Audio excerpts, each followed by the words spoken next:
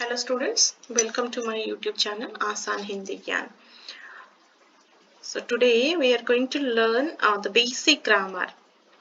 So basic grammar में आपका हिंदी में पहले आता है हिंदी अक्षर यानी वर्ण, कितने तरह के वर्ण होते हैं, शब्द क्या होता है, वाक्य क्या होता है।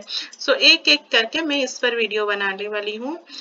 पहले तो मैं कहना चाहती हूँ बहुत दिनों से पिछले 2 हफ्ते से मैं वीडियो अपलोड करने में असमर्थ रही, लेकिन अब से बराबर वीडियोस आएंगे। तो आप जो बेसिक हिंदी सीखना चाहते हैं और बेसिक हिंदी ग्रामर के बारे में जानना चाहते हैं, जैसे अक्षर हुआ, मात्रा हुआ, वाक्य हुए, तो ये सारे चीज यहाँ पे आपको मिलेंगे। तो मेरे वीडियोस को देखते रहिए। मैं कोशिश करूंगी हर रोज एक एक वीडियो डालने के लिए। तो आइए आज का सेशन शुरू करते हैं। तो आज हम पढ़ेंगे वर्ण और उसके प्रकार के बारे में। तो ये जो वर्ण है, जो लिखा है वर्ण, तो ये वर्ण और उसके प्रकार क्या है। वर्ण होता क्या है, जो हिंदी व्याकरण है उसको 3 भाग में डिवाइड किया गया है। So Hindi grammar divided into 3 parts. पहला आता है वर्ण, दूसरा आता है शब्द, तीसरा आता है वाक्य। तो ये जो वर्ण है, ये जो वर्ण है, ये है आपका अक्षर। वर्ण यानी अक्षर, और ये जो है ये है शब्द, ये हुआ आपका शब्द, और ये तीसरा हुआ आपका वाक्य। तो वर्ण किसे कहते हैं, जैसे मैंने आपको बताया कि वर्ण अर्थात अक्षर। तो अक्षर को अगर हम तोड़ेंगे, अ जमा अक्षर, अ मतलब नहीं, ये नास्ति सूचक में लगता है। क्षर मतलब विनाश, जो विनाश नहीं होता, जिसका विनाश ना हो उसे हम क्या कहते हैं, अक्षर कहते हैं। तो वर्ण का तो कोई विनाश होता नहीं है। तो आइए जानते हैं वर्ण यानी अक्षर किसे कहते हैं। परिभाषा क्या कहता है, परिभाषा इसका कुछ इस प्रकार है। भाषा की सबसे छोटी इकाई अथवा ध्वनि जिसे खंड नहीं किया जा सकता है, उसे वर्ण या अक्षर कहलाया जाता है। या फिर आप इस तरह से पढ़ सकते हैं, भाषा की सबसे छोटी इकाई अथवा ध्वनि जिसके खंड नहीं किए जा सकते, वर्ण या अक्षर वो कहलाती है।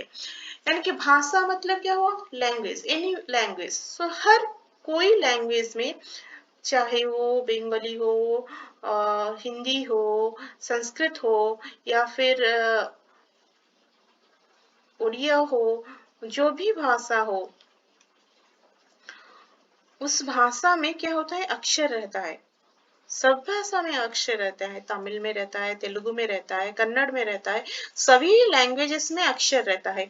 तो ये जो भाषाएं होती है, उनकी जो सबसे छोटी इकाई, सबसे छोटा टुकड़ा होता है, या फिर जो सबसे छोटी ध्वनि होती है, जो ध्वनि होती है, ध्वनि मतलब साउंड, जिसको हम खंड नहीं कर सकते, जिसे हम तोड़ नहीं सकते, the part which you can't split in the language, that is known as your वर्ण यानी अक्षर। उसे हम वर्ण कहते हैं या अक्षर कहते हैं। हिंदी में अगर हम परिभाषा समझे, तो भाषा की वो छोटी इकाई, भाषा की वो छोटी इकाई या फिर ध्वनि जिसे आप तोड़ नहीं सकते, जिसकी आप खंड नहीं कर सकते हैं, उसे हम क्या कहते हैं, वर्ण यानी अक्षर। वर्ण या अक्षर वो कहलाया जाता है। और ये जो वर्ण है, वो वर्ण को अगर आप व्यवस्थित समूह बना देते हैं, व्यवस्थित रूप में रख लेते हैं, उसे हम क्या कहते हैं, वर्णमाला।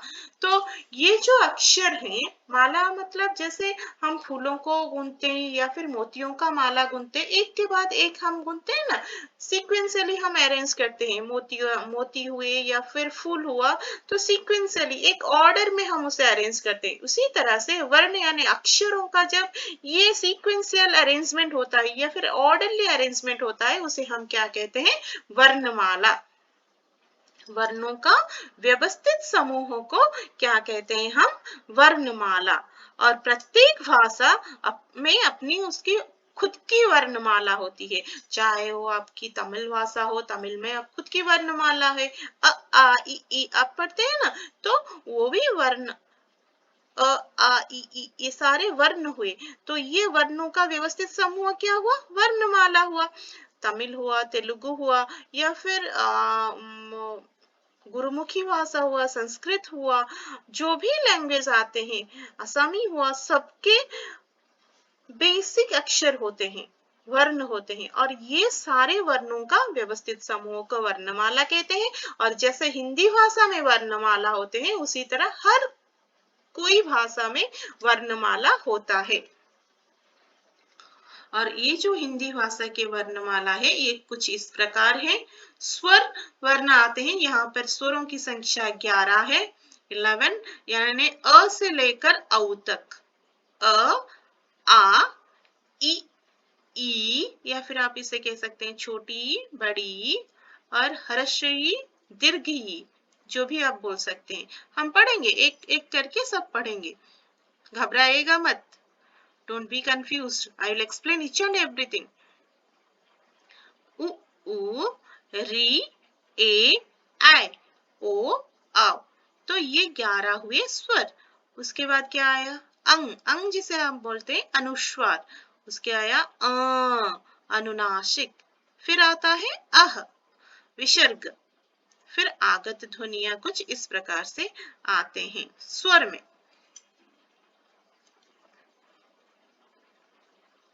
तो आज हम पढ़ेंगे स्वर के बारे में। स्वर यानी वावल्स। हिंदी में भी स्वर वर्ण होते हैं। हम इंग्लिश में जो 26 लेटर्स पढ़ते हैं उसमें 5 वावल्स आते हैं ना, बाकी सब क्या आते हैं? कंसोनेंट्स आते हैं। उसी तरह से हिंदी में भी वावल यानी स्वर हैं। तो स्वर वर्ण क्या है, उसकी परिभाषा क्या है? स्वर वर्ण वो वर्ण है जिसके उच्चारण में किसी और वर्ण की मदद या हेल्प आप नहीं लेते हैं।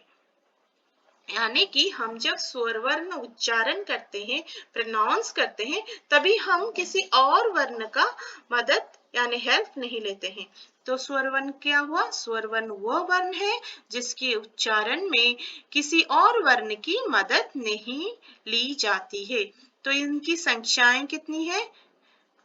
अ, आ, ई, उ, री, ए, आई, ओ, औ, यानी अ से लेकर औ तक ये हुआ आपका स्वर वर्ण।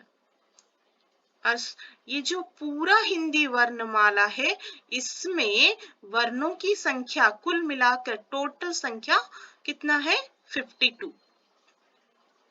या आप याद रखिएगा, जब हम व्यंजन पढ़ेंगे और सब कुछ पढ़ लेंगे कितने वर्ण है, तब आप काउंट कीजिएगा और हम मुझे बताइएगा 52 आता है या नहीं आता है। तो अ, आ, ई, उ, री, ए, आई, ओ, औ। तो ये हुए आपके स्वर वर्ण। अभी आते हैं स्वर के प्रकार। तो स्वर कितने कैटेगरीज के होते हैं? स्वर के कितने प्रकार होते हैं? स्वर के मूल रूप यानी मूल स्वर को क्या कहते हैं हम? ह्रस्व स्वर या फिर मूल स्वर भी इसे कहते हैं। तो इनकी संख्या कितनी है? 4 है। और वो क्या क्या है? ह्रस्व स्वर अ, ई, उ, री, ये 4 हुए ह्रस्व स्वर। और दूसरा क्या आता है? दीर्घ स्वर। दीर्घ स्वर, और उनकी कुल मिलाकर इनकी संख्या है 7 यानी 7। तो ये दीर्घ स्वर में कौन कौन सा स्वर आता है? आ, ई, उ, ए, आई, ओ, औ। तो टोटल कितना हुआ? 7। तो ये हुए 7।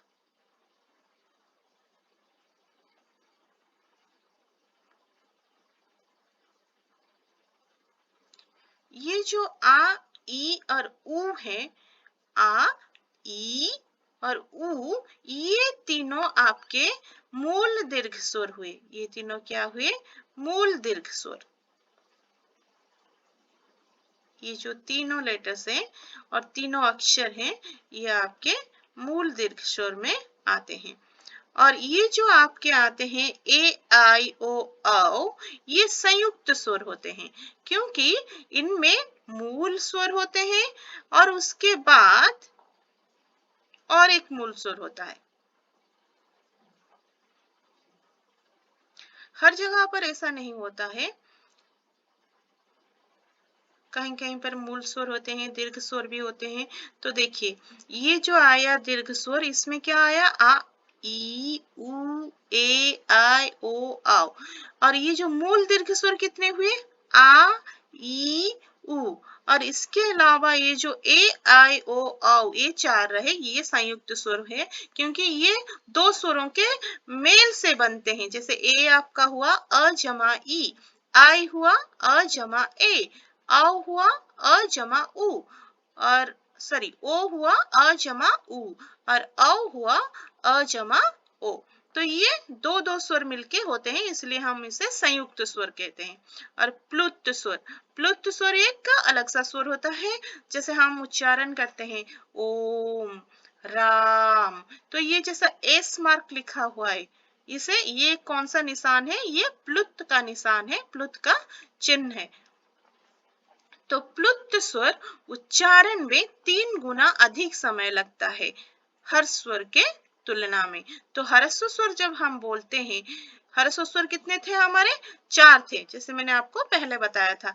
ये जो 4 अ ई उ री, ये 4 स्वर हम प्रोनाउंस करने में और उच्चारण करने में जितना समय लगाते हैं, प्लुत स्वर जब उच्चारण करते हैं उससे 3 गुना समय अधिक लगता है, यानी 3 times more लगता है यहाँ पर। It will take 3 times more compared to ह्रस्व स्वर। तो ये उच्चारण के समय के आधार पर स्वरों को 3 भाग में विभक्त किया गया है। 3 भेद होते हैं, एक हुआ ह्रस्व स्वर, दूसरा हुआ दीर्घ स्वर, और तीसरा हुआ प्लुत स्वर। और प्लुत स्वर का निशान ऐसे इंग्लिश लेटर एस के तरह रहता है। तो ये जो ह्रस्व स्वर हुए अ ई उ री, तो ये ह्रस्व स्वर होता क्या है, किसे हम ह्रस्व स्वर कहते हैं, जिन स्वरों के उच्चारण में बहुत कम यानी एक मात्रा का समय लगता है, उसे हम क्या कहते हैं, ह्रस्व स्वर। और इनकी संख्या कितनी है, 4 है, और वो है अ ई उ और री। तो इन्हें प्रोनाउंस करने में यानी उच्चारण करने में बहुत कम समय लगता है। देखिए मैं कैसा उच्चारण करती हूँ, अ ई उ री, बहुत कम समय लगता है। और ये जो दीर्घ स्वर है, ये दीर्घ मतलब ये ह्रस्व स्वर के तुलना में 2 गुना समय लेते हैं, 2 times more लेते हैं। तो जिन स्वरों की उच्चारण में ह्रस्व स्वर से दुगना समय यानी 2 मात्राओं का समय लगता है, वो दीर्घ स्वर कहते हैं, और इनकी संख्या 7 होती है। और ये कौन से हैं, आ ई उ ए आई ओ तथा औ। देखिए मैं जब अ प्रोनाउंस करती हूँ, ये हो गया आ, ये 2 गुना समय लिया। ई बहुत सिंपल है, थोड़े से समय में हो जाता है। ई ये थोड़ा खींचा हुआ है, तो 2 गुना समय लेता है। उ ये बहुत कम समय लेता है। ऊ 2 गुना समय ज्यादा लेता है।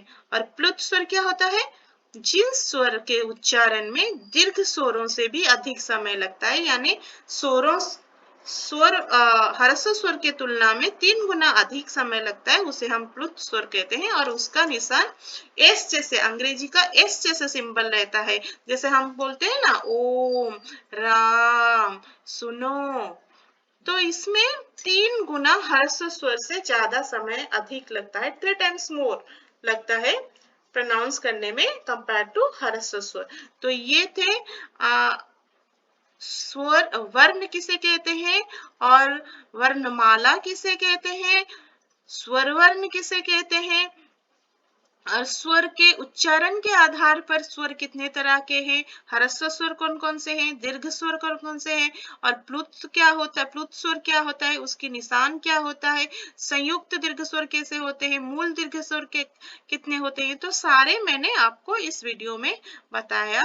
I hope you like this video. अगले वीडियो में हम देखेंगे व्यंजन वर्ण किसे कहते हैं और व्यंजन कितने तरह के होते हैं, विस्तार रूप से व्यंजन वर्ण के बारे में पढ़ेंगे।